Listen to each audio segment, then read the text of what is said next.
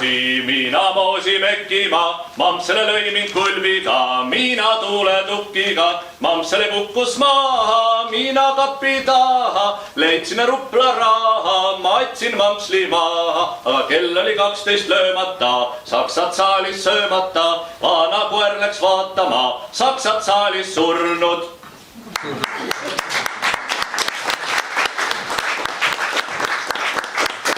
Aitäh!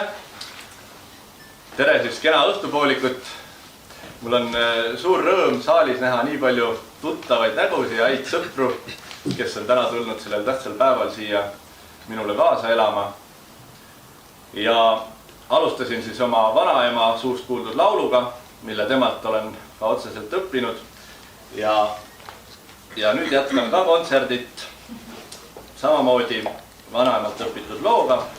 Ja loo pealkirjaks on Muruheide tütred ja teisisõnu pähkleid taskus süües neid.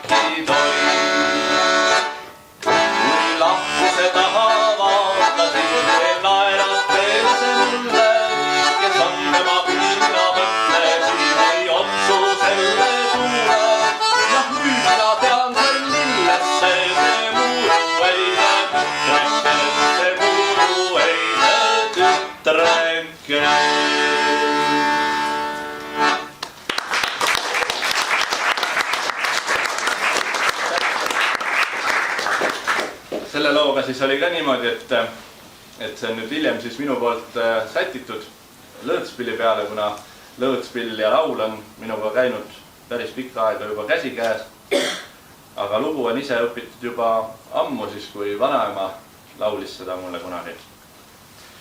Ja järgmine lugu on niisugune heinal käimise lugu, mis mul meenub lapsepõlvest. Ja pealkiri on Heinale.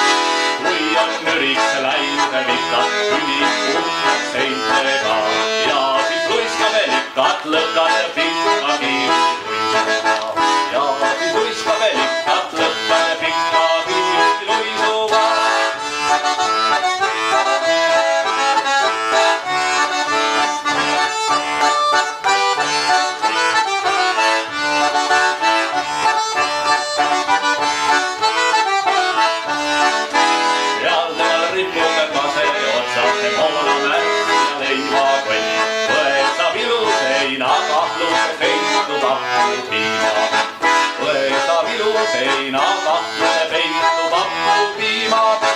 Kaugelt kostab lokku kõla, alanuune söögiaeg. Niit ja tasub õhuvõla, magab magust lõunaun. Niit ja tasub õhuvõla, magab magust lõunaun.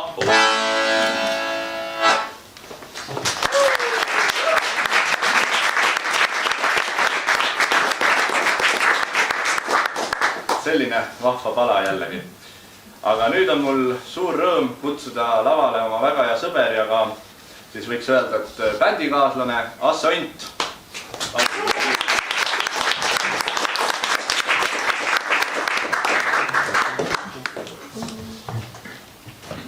Nüüd me jätkame samuti veel seda plokki vanaema lauludega ja selline vahva kontsert on olnud eelmisel aastal, isegi 2 mul meenub.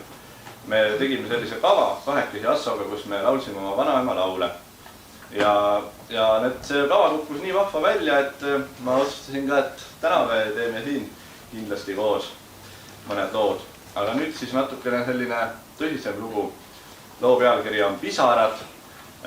Sõnad on kirjutanud Aado Reinvald ja mina olen samamoodi seda lugu kuulnud oma vanaemalt.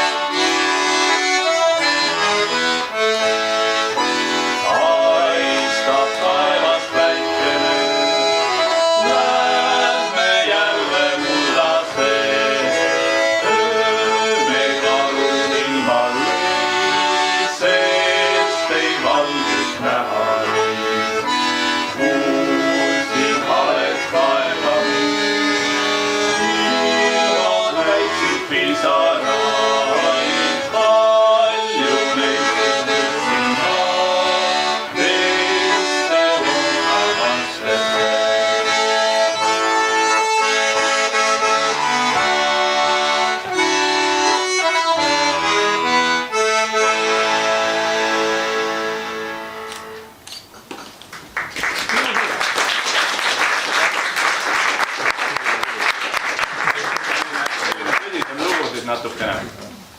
Aga nüüd me, kuna on kätte jõudnud ka maikuu ja mai lõpp juba, siis teatavasti teisisõnu on see lehekuu.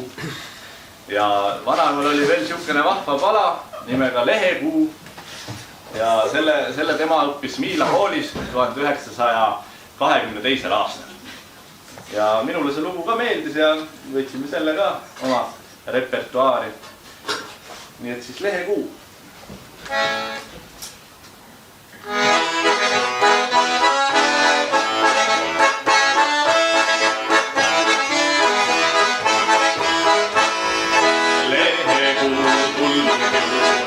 Laulame nüüd me astume aagale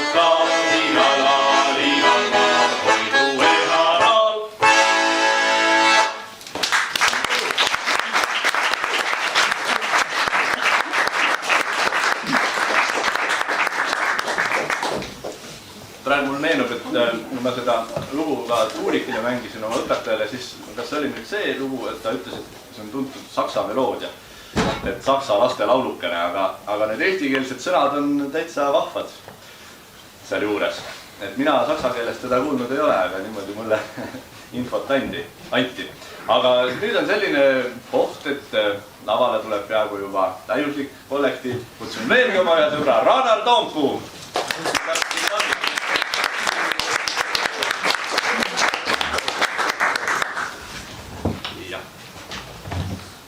Ja nüüd meie kanname koos ette 3 pala. Nendest 2 esimest lugu on laulnud meie mõlema vanaema Tassoga, mis tuli kava kokku pannes üllatuseks. Ja esimeseks looks siis Kuldsed roosid. Ilus valsi lugu.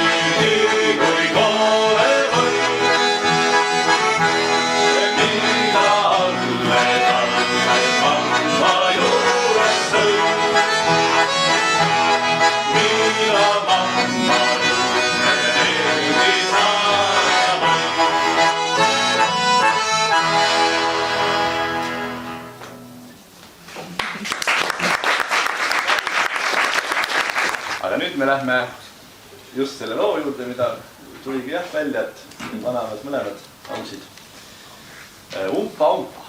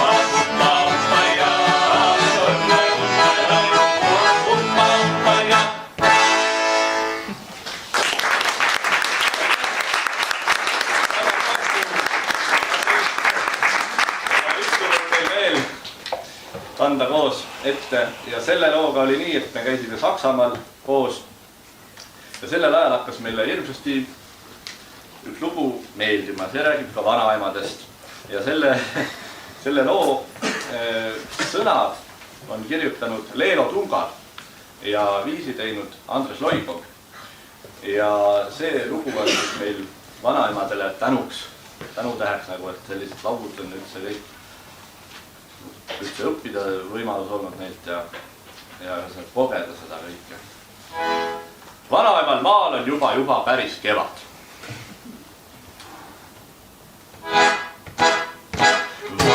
Vanaemal maal on juba päris kevad.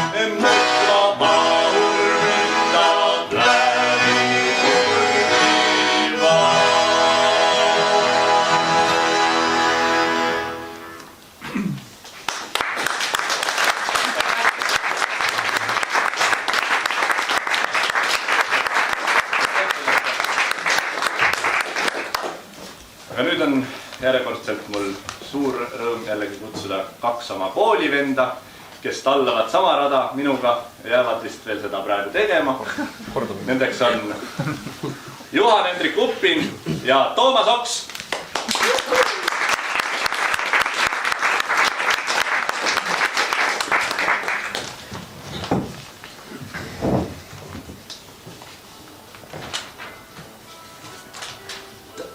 Täna on niimoodi, et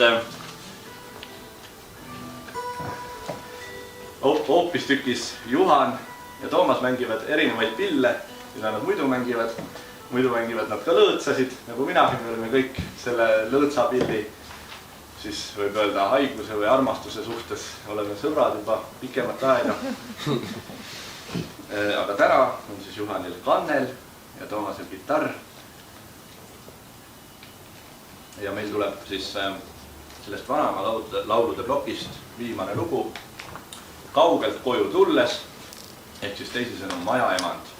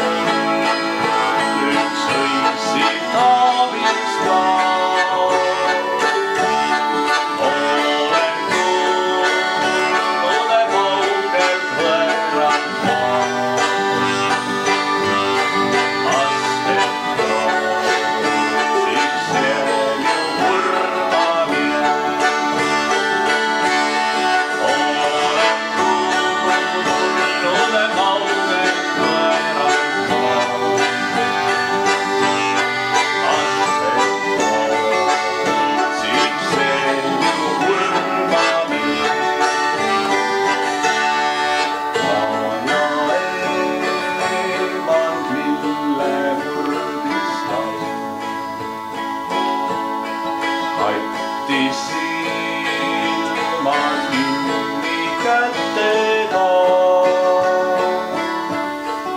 Ja siis nutis murtud südame. Mäletas veel õnne kevade. Ja siis nutis murtud südame.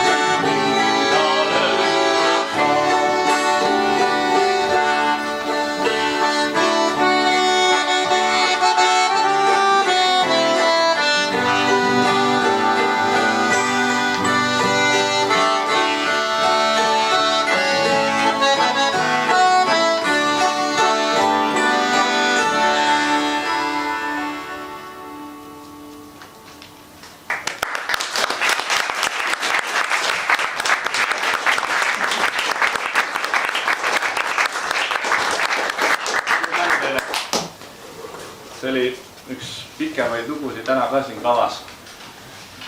Ma olen sellest surmkindel. Aga nüüd sellega lõppesid siis need vanaema laulud nagu otsa selles plokis.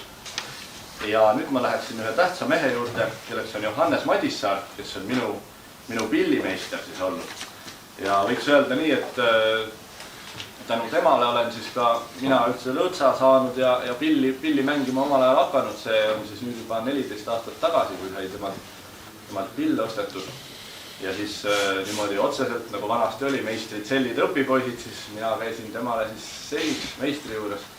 Ja iga nädalaselt sai siis ikka alguses külastatud teda, et ta näitas siis lihtsamaid võtteid lõõtsa peal, kuidas mängida ja edasi on kõik ise õppimise tegu ja töö. Et ruttu sai joosta, kohe jooksujalu, nagu laulusalm meil ennem ütles, ka koju sai joosta, et ega siis veel ei olnud nii palju neid diktofone ja asju kõike, millega salvestada. Tänapäeval võetakse üles kõik ja ongi sul krõps kohe olemas, aga mina pidin siis siia enda kõvakettale salvestama selle asja ja minema koju ja ruttu mängimata, siis meelest ära ei läheks. Aga miks ma seda räägin, on see, et ta õpetas mulle oma lugusid. Ja neid väga palju küll ei olnud, sest ta oli juba tolleks ajaks ka küllaltki kõrges eas, et tal olid mõned elukäigus juba meelest ära läinud. Aga nendest ma kindlasti mängin täna 3 lugu, Johannes Madissaari enda loodud lood. Ja selle sama teemaga ma olen teinud ka 2 õpituba ja koolis oli selline tore avastus, et Muusikaakadeemias sai siis süvitsi uurida ka tema seda helikeelt ja neid lugusid. Ja sealt tuli veel väga paljudki välja just kui võrrelda siis näiteks seal teiste lõõtsameestega. Aga pikemat juttu siis võib-olla ei olekski, et ma mängin siis esimeseks tema oma loodud polka. Neid nimesi, kindlaid nimetusi tal ei olnud lugudel, et oligi, mina pidin nad enda jaoks mõtlema välja siis kas polka, valss või mingi tähisena, nii et mul ongi polka 1 ja polka 2 aga täna olen 3 lugu valinud välja.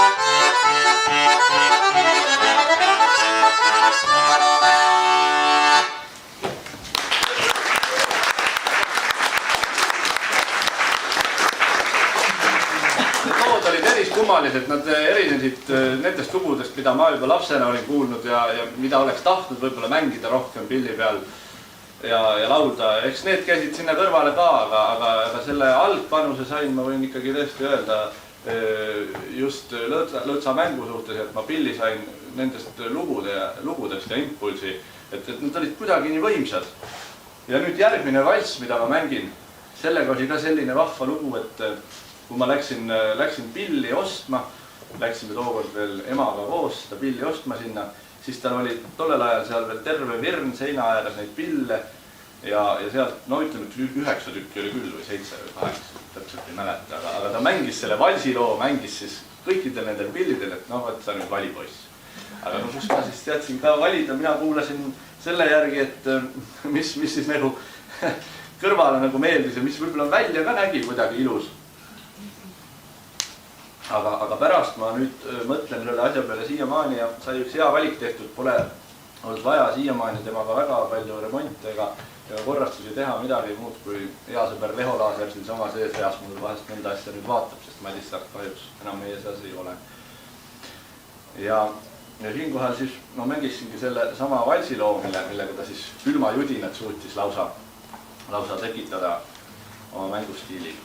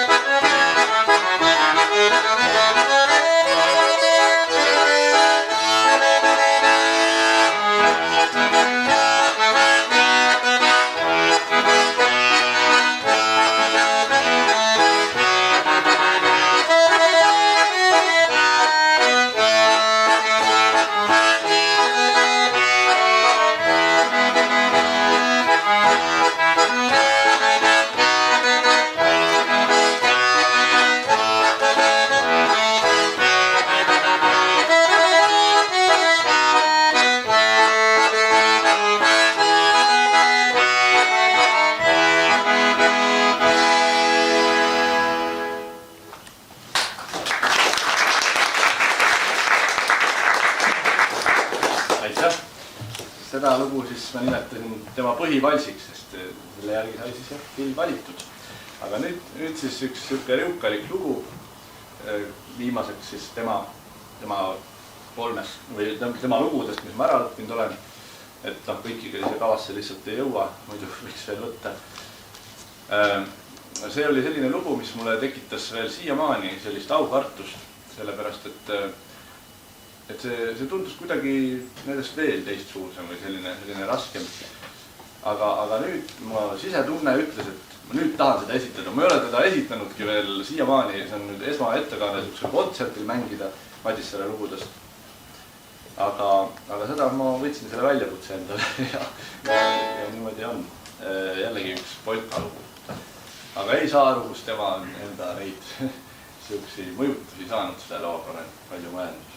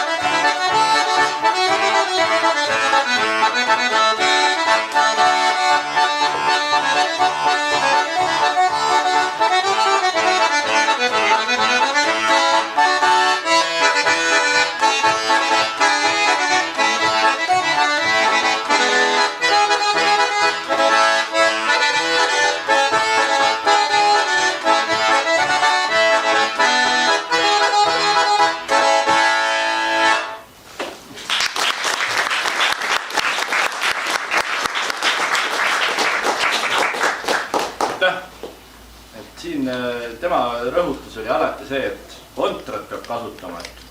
Kui nägite ka selle soos märtsuga sisse tuleb, see kontra rõhutamine oli kuidagi selline, mis mul on siiamaani meelde jäänud, et seda siis kasutan ka ikkagi oma mängus nii palju.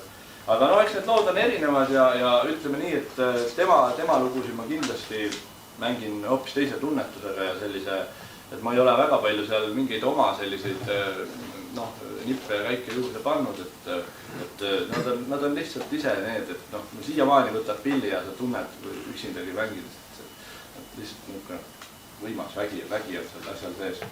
Aga nüüd siia lõpetuseks siis sellele Johannes Madissaare plokile, nagu ma nimetaks, üks vahva lõõtsapala, mille ma siis võiks öelda, et õppisin ära koos Margus Põldsepaga, oma väga hea muusikakolleegi ja ka õpetaja käe all koos õppisime siis seda lugu ja võtsime salvestuselt seda maha, siis nagu tänapäeval öeldakse. Täitsa vahva lugu sai kokku, seal oli selliseid kahtlaseid küsimärgiga kohti, aga siin ta praegu on. Loo pealkiri on Daamede polka ja Ernst Kopp on siis 72-aastane mees Helme Kihelkond, Pori küla, on mänginud seda lugu siis kirjandusmuuseumis. On ta olemas.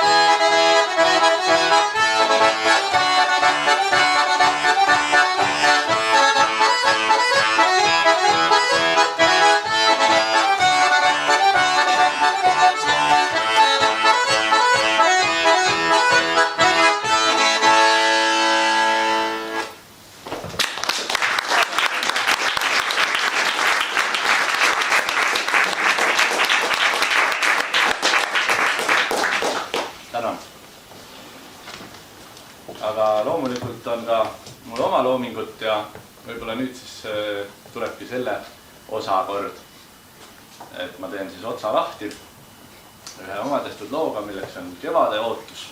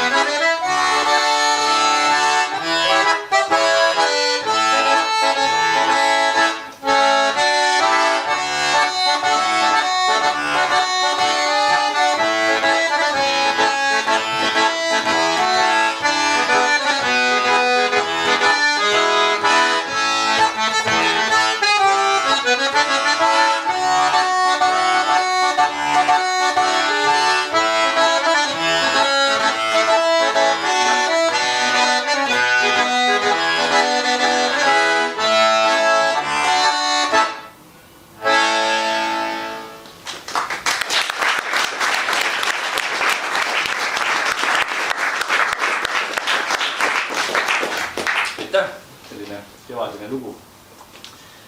Aga nüüd oma loominguga jätkan ja kutsun enda väga toreda vahva kaaslase mandoliini peal Villu Talsi lavale.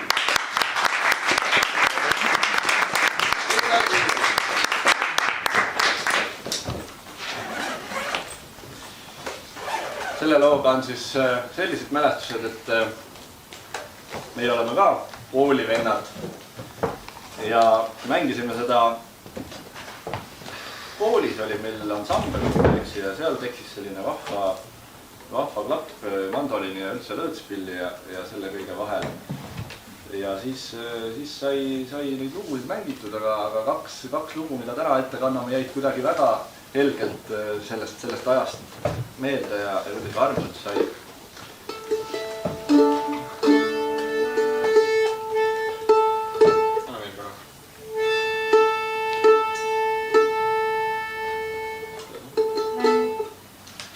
Ja see on jällegi oma looming. Foxtrot on just äkki selle pealkiri.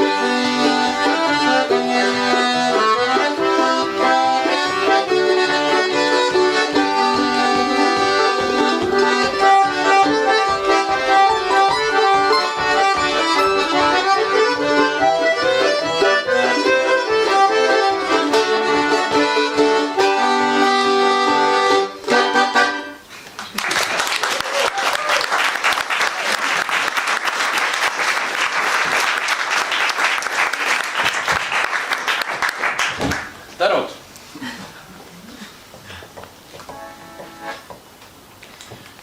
Nüüd seisab kavas meil selline vahva lugu Naha pole polka. Kas sina mäletad, mis lugu sellega oli, kuidas me seda mängima hakkasime? No, oli kaunis talvine päev ja meil oli ansamblitund ja siis oli lugu vaja ja kus sa saad loo? Noh, kus sa saad? Salvestused? Jah, arhiivist tegelikult see küll oli mul Arnold Pärnametsa. Arhiivis ja enne seda, kui arhiivi sai, oli ta Arnold Pärnametsa peas. Ja tõepoolest, ma ei tea, kas see nüüd on kas nüüd siis nahapool, ongi selle loo päris nimi või on seal mingisugune eksitus olnud või? Nimi on jah vahva Nahapoole polka. Meie midagi muud rohkem välja ei dešifreerinud seal. Et ma ei tea, kas see on need, kus käisid? Ma käisin Nahapool, tead. Kas see Naha on mingi kellegi hüüdnimi või no tuli sealt Nahapoolt ja hakkas peas mängima. Ei tea. Igal juhul siis Nahapoole polka.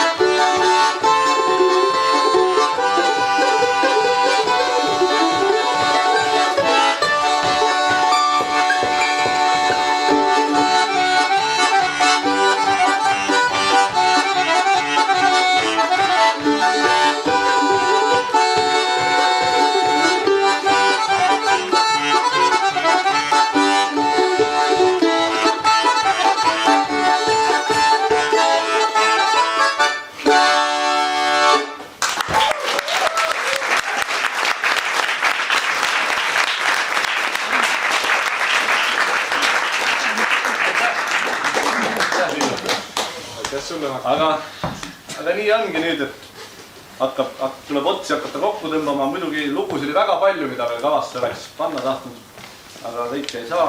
Asi peab olema vormis. See tähendab seda, et nüüd on siis minu tänasel õhtul kõlav viimane lugu, oma looming. Teekonna valss.